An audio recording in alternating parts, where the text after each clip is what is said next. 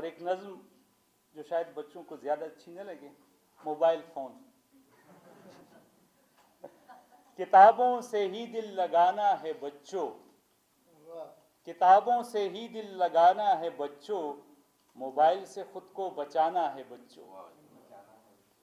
جو بچے موبائل کے زیر اثر ہیں، موبائل کے زیر اثر کا مطلب ہے موبائل میں ہر وقت گھسنا. جو بچے موبائل کے زیر اثر ہیں وہ سب اس کے نقصان سے بے خبر ہیں، وہ سب اس کے نقصان سے بے خبر ہیں. موبائل سے جو وقت ضائع کرو گے، موبائل سے جو وقت ضائع کرو گے تو کیسے پڑھائی میں آگے بڑھو گے. موبائل سے جو وقت ضائع کرو گے تو کیسے پڑھائی میں آگے بڑھو گے.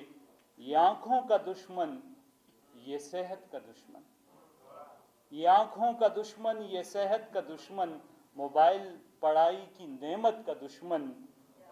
موبائل کے لمحے پڑھائی کو دو گے تو دنیا میں آگے مسلسل بڑھو گے.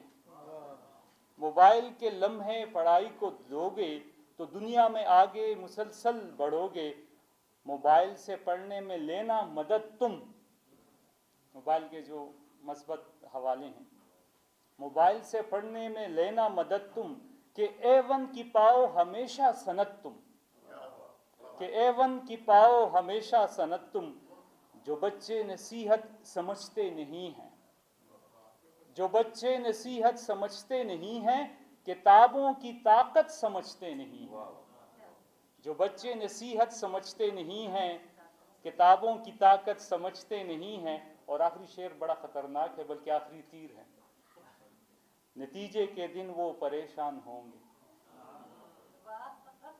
نتیجے کے دن وہ پریشان ہوں گے، وہ اپنے کیے پر پشیمان ہوں گے. بہت شکریہ.